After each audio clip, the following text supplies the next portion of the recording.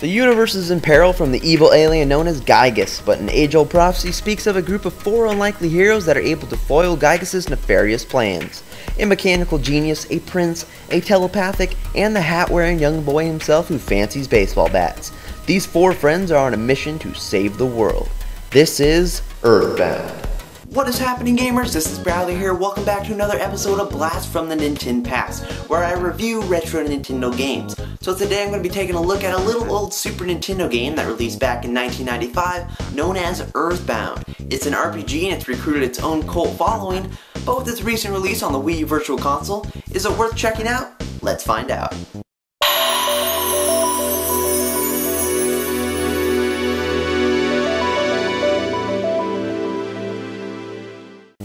You start off playing as the young boy Ness of the town Onet, who finds out from the alien Buzz from the future that Gygus has taken over the universe, and he instructs Ness that he must defeat him in the present before he becomes too powerful. So Mr. Buzz gives you the Sound Stone, and your quest is to find the 8 sanctuary locations scattered throughout the land. Along the way, you will join forces with Jeff, Paula, and the lovely Pooh in search of these sanctuaries. You will need to record a melody at each of them through the Sound Stone to unite Ness's powers with the Earth and defeat Gygus. You'll be adventuring through a variety of locales in search of these sanctuaries, including the zombie-filled town of Threed, the beach resort called Summers, a deserty Egyptian place called Scarava, and even the peaceful Rest Valley where insane cultists are obsessed with painting everything blue.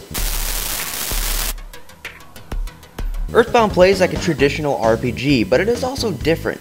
You have the normal turn-based battle system, experience points to level up your characters, and a variety of weapons and armor to clothe your buddies in. The difference is that it takes place in a modern setting instead of some medieval or fantastical world. Instead of bows, maces, and shields, you'll be fighting with baseball bats, yo-yos, and frying pans. As for what you're up against, well, how about taxi cabs, piles of vomit, plants, insane cultists, cops, and bears, to just name a few. Since it's a modern setting, you'll be visiting hospitals to revive your friends, visiting drugstores to buy new weapons, armor, and other supplies, or even go to hotels to rest.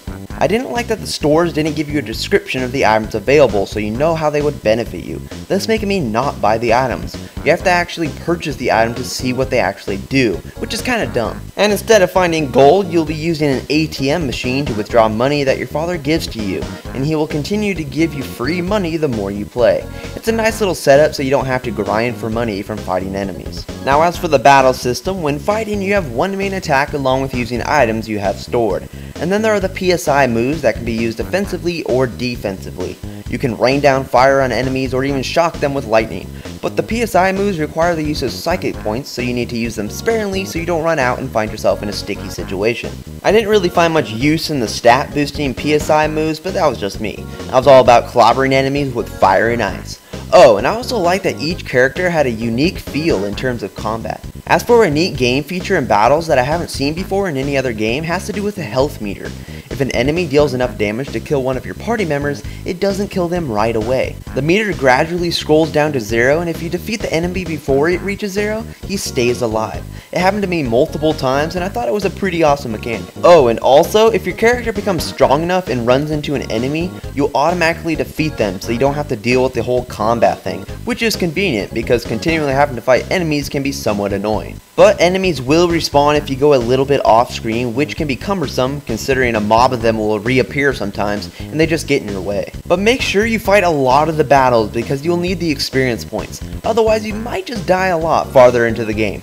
Just some helpful advice. Now as for the graphics in Earthbound, they actually weren't half bad. Some of the enemy designs were somewhat detailed and the landscapes used some bright colors and they weren't bad either. But seriously, there's something about this lady's face. It's just wrong. Now when I first started playing Earthbound, I wasn't too fond of not being able to see your characters fight, but I did get used to it the more I played. And I did notice some frame rate issues where the game would lag at points if a multitude of enemies appeared on screen at once. And in terms of music, it's okay. There were some good tunes sprawled throughout the game, and then there were some bad tunes, but I would say more good than bad. Some had a fun, upbeat vibe to them, but then there were some that were just too screechy. And Bradley likes screechy. It did feel like some parts of the game were padded out, but overall, I had a pretty fun time playing Earthbound. I'm normally not a huge fan of RPG games because of how slow they can be, but Earthbound does a pretty good job. Earthbound's way of being unconventional and throwing in weird situations and enemies draws you to the game. It does have some dark undertones with the whole Gygas thing, zombies, the happyism cult, but it is contrasted with its more humorous nature of throwing out jokes and breaking the fourth wall. So in all, thegamingpixelshow.com is awarding Earthbound a 4 out of 5. But that will bring us to the end of yet another episode of Blast from the NintenPast. If you like what you saw, please give it a thumbs up, and you can stay tuned for more videos like this in the future, along with my regular reviews for current Nintendo games. We got Pikmin 3 and Mario & Luigi Dream Team and all those other games coming out towards the end of the year coming up, so you can stay tuned for those reviews. You can also follow along at thegamingpixelshow.com for some Nintendo news stuff, but I'll talk to you later in the next video, guys. Bye!